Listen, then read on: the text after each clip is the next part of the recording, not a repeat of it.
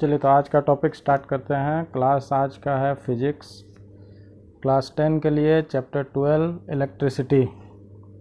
आज हम लोग पढ़ने वाले हैं इलेक्ट्रिसिटी। इसमें जो है मैं सारे क्वेश्चन आंसर 1 बाय 1 करके बताते चले जाऊंगा, इंपॉर्टेंट टॉपिक्स आपका बताते चले जाऊंगा और उस टॉपिक से रिलेटेड क्वेश्चन जो है क्लियर कराते जाऊंगा। साथ ही में आपको जो है इसका एक क्वेश्चन पेपर लास्ट में दिया हुआ है, जो लिंक में मिल जाएगा आपको डिस्क्रिप्शन में, वहाँ से आप इसको डाउनलोड करके सॉल्व कीजिए। चलिए शुरू करते हैं। सबसे पहले आता है चार्ज। चार्ज क्या है? तो हम लोग जानते हैं कि हर एक मैटर जो होता है वो एटम से मिलकर बना होता है और एटम में दो तरह के चार्ज होते हैं। एक पॉजिटिव चार्ज जो उसके न्यूक्लियस में होता है, जो प्रोटॉन के रूप में होता है, और एक नेगेटिव चार्ज जो न्यूक्लियस के चारों तरफ सेल्स में होते हैं। तो यही दो बेसिकली चार्ज हैं किसी भी मैटर में, और इन दो चार्ज से ही इनके बीच में इलेक्ट्रिक फोर्स जनरेट होता है। ये प्रोटॉन और इलेक्ट्रॉन एक दूसरे को आपस में अट्रैक्ट करके रखते हैं। अगर बात करें सेम चार्ज की, तो सेम चार्ज रिपल्स करते हैं एक दूसरे को, और डिफरेंट चार्ज जो होते हैं वो एक दूसरे को अट्रैक्ट करते हैं। तो ये फोर्स ऑफ अट्रैक्शन या फोर्स ऑफ रिपल्सन जो भी होता है वो होता है ड्यू टू इलेक्ट्रिक फोर्स। चलिए एग्जैक्ट डिफिनेशन क्या लिख सकते हैं इसका वो देख लेते हैं। Charge is a characteristic unit of matter bye means of which matter experience electric force. ठीक है, मैटर में इलेक्ट्रिक फोर्स का एक्सपीरियंस होता है। इट कैन आइदर नेगेटिव जैसा बताया था और पॉजिटिव। ऐसा यूनिट जो होता है चार्ज का वो कूलम्ब होता है और इसको हम लोग C से रिप्रेजेंट करते हैं। प्रोटॉन और electron possess some charge. Proton has positive charge, electron has negative charge, whereas neutron does not possess any charge.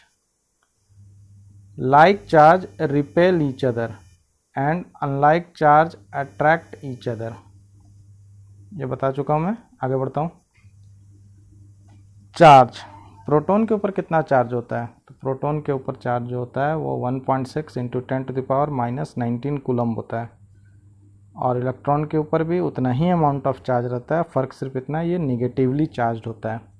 लेकिन जब भी हम लोग न्यूमेरिकल्स वगैरह जो भी सॉल्व करेंगे उसमें हम लोग ये माइनस साइन को नहीं लेंगे, हम लोग एब्सोल्यूट वैल्यू डालेंगे, चाहे वो इलेक्ट्रॉन के लिए हो चाहे प्रोटॉन के लिए हो। फिलहाल हम लोग इस चैप्टर में सिर्फ इलेक्ट्रॉन के बारे में ही पढ़ना है, हमें प्रोटॉन पढ़ना नहीं है। ठीक है,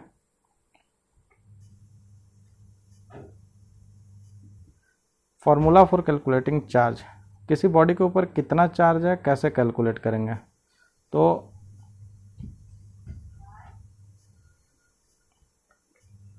मान लिया एक बॉडी है, बॉडी के ऊपर जो है ये मेरा चार्ज बहुत सारे इलेक्ट्रॉन है, तो इस पर कितने चार्ज होंगे? तो सिंपल सी बात है, एक इलेक्ट्रॉन का चार्ज मुझे पता है, इस पर कितने बॉडी पे कितने इलेक्ट्रॉन है उसको काउंट कर लेंगे। तो जितने इलेक्ट्रॉन होंगे उसको उससे मल्टीप्लाई कर देंगे, टोटल चार्ज या नेट चार्ज जो होगा वो निकल जाएगा। तो देखते हैं कैसे कैसे क्या है। ये एक इलेक्ट्रॉन है, ये हाउ मेनी इलेक्ट्रॉन्स आप काउंट कर सकते हैं। टोटल चार्ज निकालने के लिए क्या करना होगा? तो टोटल चार्ज निकालने के लिए number of electron into charge on one electron, यानी Q इक्वल टू NE, ये एक फार्मूला के रूप में याद कर लेना है। अब अगला क्वेश्चन जो है, calculate the number of electrons constituting 1 coulomb of charge. एक कूलम्ब चार्ज में कितने इलेक्ट्रॉन होंगे, यानी कितने इलेक्ट्रॉन को मिलाकर एक कूलम्ब चार्ज बनाया जा सकता है।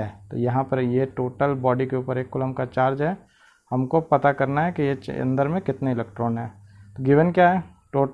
टोटल चार्ज हमारा 1 कूलम्ब है, नंबर ऑफ इलेक्ट्रॉन निकालना है।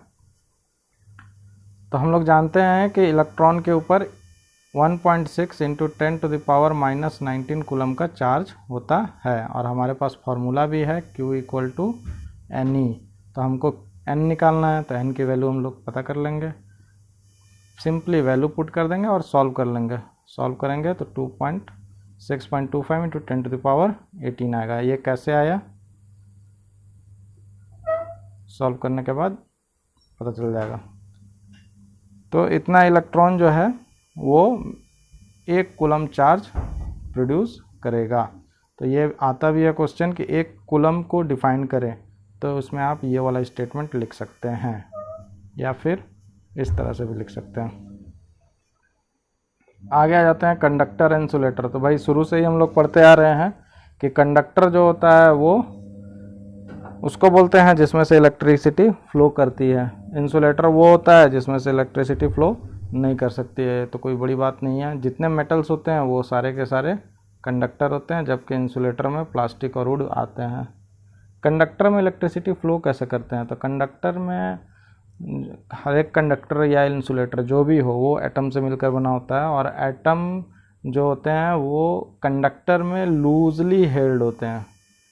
किससे? न्यूक्लियाई से। उनके एटम के न्यूक्लियस से इलेक्ट्रॉन जो होते हैं वो लूजली हेल्ड होते हैं, यानी बाहर का जो इलेक्ट्रॉन होता है वो ढीला होता है, और इसलिए वो इलेक्ट्रॉन एक एटम से निकल के दूसरे एटम से में वो मूव करते रहता है। ठीक है, ये एक एटम से निकलकर अनदर एटम में कंडक्टर के मूव करते रहता है, और इसीलिए इसको फ्री इलेक्ट्रॉन भी कहा जाता है, क्योंकि ये फ्रीली मूव करता है। और इसी फ्री इलेक्ट्रॉन के प्रेजेंस के कारण ही सब्सटेंस जो होता है वो कंडक्टर बनता है इलेक्ट्रिसिटी का।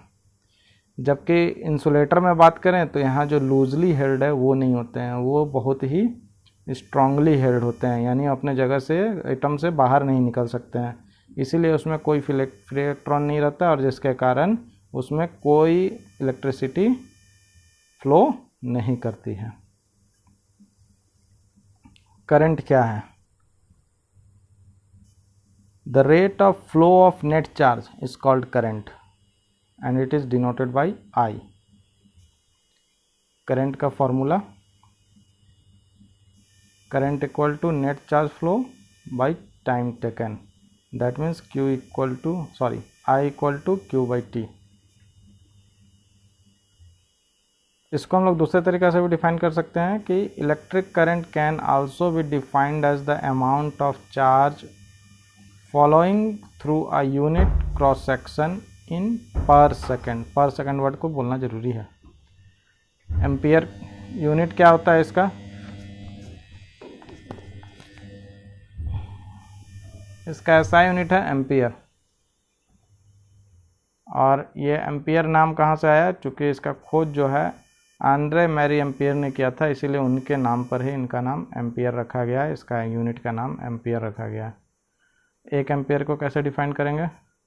तो भाई हम लोग के पास फॉर्मूला था I equal to Q by T, यहाँ से जो हमने उठाया था। अब सारे जगह पर उसके यूनिट्स को भर देंगे, तो एक एम्पियर सारे जगह 1 भरना है, तो एक कूलम 1 सेकेंड। तो एक एम्पियर का करंट कब आएगा? जब हमको एक कूलम चार्ज 1 सेकेंड में फ्लो करे कंडक्टर से। ठीक है, तो इसको हम लोग स्टेटमेंट कैसे लिखेंगे? 1 ampere can be defined as 1 coulomb of charge is following per second through a section of wire। अब डायरेक्शन ऑफ करंट में आ जाते हैं। करंट का डायरेक्शन क्या होता है? करंट जो होता है ये कंडक्टर, एक हमने बेसिक पिक्चर बना लिया है जिसमें ये एक कंडक्टर है, यहाँ एक सेल लगी हुई है, सेल के पॉजिटिव एंड से कंडक्टर का करंट का फ्लो हो रहा है जो नेगेटिव एंड में जा रहा है। तो हम लोगों ने अभी तक यही पढ़ते आया है कि पॉजिटिव से करंट निकलता है और निगेटिव में करंट आता है। एक्चुअली क्या था कि जब सर्किट इलेक्ट्रॉन जब चार्ज के जब हम लोग करंट का इलेक्ट्रिसिटी का ऑब्जर्व किया गया था, तब उस समय में इलेक्ट्रॉन्स के बारे में किसी को पता नहीं था। इसीलिए उन्होंने ये कंसिडर किया उस समय के लोगों ने कि पॉजिटिव चार्ज जो होता है उस जिस डायरेक्शन में फ़्लो करती है उसी डायरेक्शन में करंट भी फ़्लो करती है। लेकिन आपको पता होना चाहिए कि positive charge that means proton circuit में फ़्लो ही नहीं करता है, वो तो न्यूक्लियस में फिक्स रहता है। फ़्लो कौन करता है? इलेक्ट्रॉन। तो एक्चुअल मूवमेंट ऑफ इलेक्ट्रॉन होता है निगेटिव से पॉजिटिव की तरफ, ये होता है मूवमेंट ऑफ इलेक्ट्रॉन। लेकिन शुरू से ये मान्यता है कि हम लोग का करंट जो है वो मूव करता है पॉजिटिव टू निगेटिव, और उसको हम लोग आज भी मानेंगे। यानी करंट की डायरेक्शन होगी पॉजिटिव से नेगेटिव की तरफ, जबकि इलेक्ट्रॉन की मूवमेंट होगी नेगेटिव से पॉजिटिव की तरफ। ठीक है,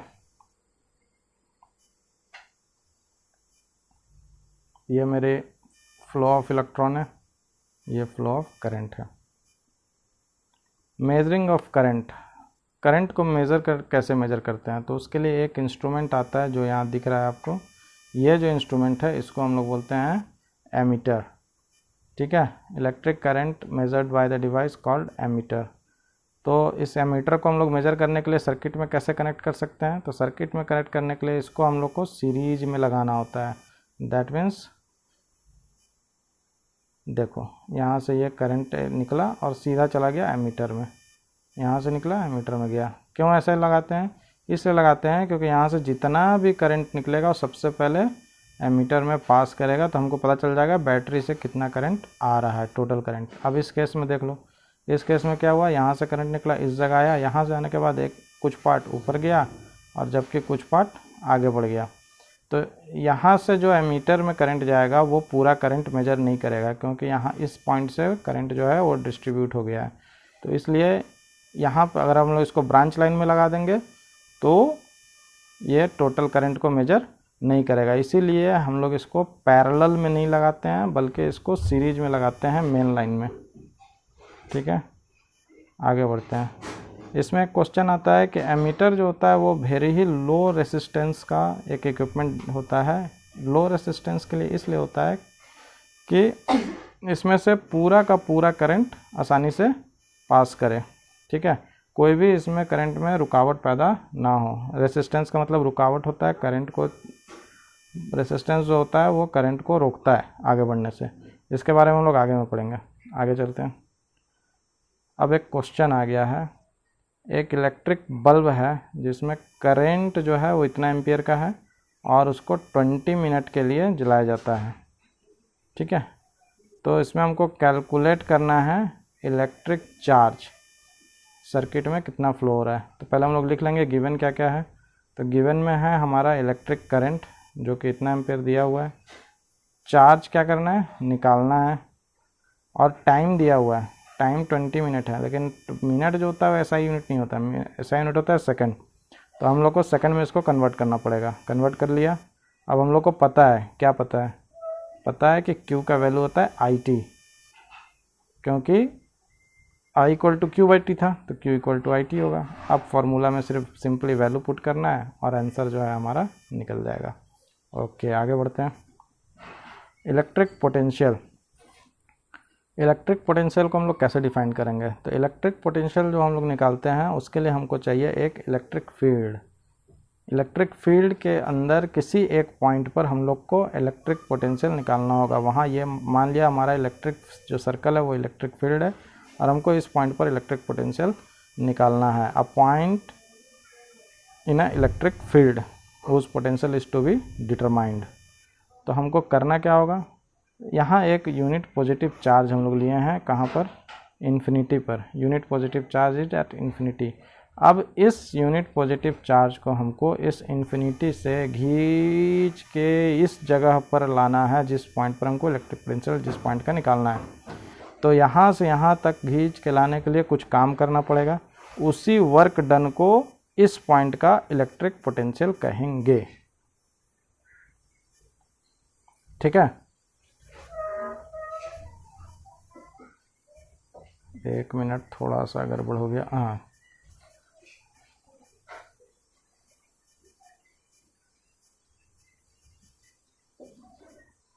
यस, तो इलेक्ट्रिक पोटेंशियल इस पॉइंट का कहेंगे। तो कैसे इसको निकालेंगे, हम लोग निकालते हैं। ये देखो, ये हम लोग इस पॉइंट से इस पॉइंट तक इसको खींच के लाना है। तो इलेक्ट्रिक पोटेंशियल के लिए हम लोग क्या करेंगे, इलेक्ट्रिक पोटेंशियल और at a point in an electric field, electric field के अंदर जिस पॉइंट पर हमको निकालना है, is defined as the work done in moving unit positive charge from infinity to that point. ठीक है, इलेक्ट्रिक पोटेंशियल हो गया वर्क डन। इसका ऐसा यूनिट क्या होता है, इसका ऐसा यूनिट होता है वोल्ट, और इसको डिनोट करते हैं V से। अब 1 वोल्ट को कैसे डिफाइन करेंगे? अब यहाँ पर एक पोटेंशियल 1 वोल्ट हम लोग डिफाइन करें, और दो एक चीज़ और होता है पोटेंशियल डिफरेंस, उसके बारे में भी आगे में पढ़ेंगे। तो हम लोग को अगर यहाँ पर 1 वोल्ट चाहिए तो हम लोग ये यूनिट पॉजिटिव चार्ज को यहाँ तक लाने के लिए जो वर्क डन है वो 1 जूल का होना चाहिए, ठीक है, 1 जूल का वर्क डन होना चाहिए। आगे देखते हैं पोटेंशियल डिफरेंस क्या होता है। सपोज दैट यहाँ पर एक पॉइंट है जिसका कुछ पोटेंशियल है, यहाँ पर एक पॉइंट है जिसका कुछ अलग पोटेंशियल है, ठीक है। ये इस पॉइंट का पोटेंशियल है 10 वोल्ट, इस पॉइंट का पोटेंशियल है 12 वोल्ट। तो बताओ इन दोनों का डिफरेंस क्या होगा? तो सिंपल सा है, इन दोनों पॉइंट का जो होगा डिफरेंस वो 2 वोल्ट का डिफरेंस होगा। तो सिंपल है, it is a difference in electric potential between 2 points is known as potential difference, ठीक है। पोटेंशियल डिफरेंस को हम लोग, अगर ये आ गया क्या है ये तो समझ गए, इसको डिफाइन कैसे करेंगे? तो हम लोग वहाँ पे यूनिट पॉजिटिव चार्ज को इन्फिनिटी से इलेक्ट्रिक फील्ड के में लाते थे, लेकिन यहाँ पर क्या करेंगे कि एक पॉइंट से दूसरे पॉइंट में यूनिट चार्ज को मूव कराने में जितना वर्क डन होगा वही उसका पोटेंशियल डिफरेंस होगा, एक पॉइंट से दूसरे पॉइंट में। Potential difference between 2 points in an electric circuit is defined as the amount of work done in moving unit charge from one point to other point, ठीक है। तो पोटेंशियल डिफरेंस क्या होगा? Work done by quantity of charge move, that means V equal to W by Q। ये formula बहुत आगे काम आने वाला है, इसको याद रख लेना है। SI यूनिट क्या होता है पोटेंशियल डिफरेंस का? SI यूनिट होता है वोल्ट, और इसको हम लोग V से ही डिनोट करते हैं। 1 वोल्ट को डिफिनीशन क्या होगा? तो हम लोग के पास हमारे पास है V equal to Q by V। अब हमको यहाँ पे 1 वोल्ट चाहिए, तो यहाँ पर भी हमको 1 जूल का वर्क करना होगा, और इसका वैल्यू भी हमको 1 ही पुट करना होगा, तभी तो 1 वोल्ट आएगा। यहाँ भी 1 होगा, यहाँ भी 1 होगा, तो 1 बाई 1 इक्वल टू 1 आएगा। तो 1 वोल्ट लाने के लिए 1 जूल का वर्क और 1 कूलम का चार्ज लगाना होगा। देखो हमने लगाया। अब यहाँ पर अच्छा एक चीज़ और यहाँ ध्यान रखना है कि 1 volt equal to 1 joule per coulomb. ये क्वेश्चन भी आता है कि जूल पर कूलम को और क्या कहा जा सकता है? तो जूल पर कूलम को वोल्ट का आता है। सो डिफाइन कैसे करेंगे हम लोग पोटेंशियल 1 वोल्ट को?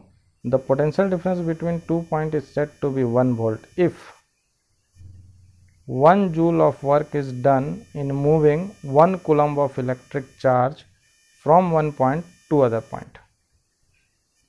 चलिए पोटेंशियल डिफरेंस को मेजर कैसे करते हैं भाई? उसके लिए भी एक डिवाइस आता है एमीटर की तरह ही, इसको हम लोग बोलते हैं वोल्ट मीटर। वोल्ट मीटर जो होता है इससे हम लोग पोटेंशियल डिफरेंस को मेजर करते हैं, ठीक है। Volt meter,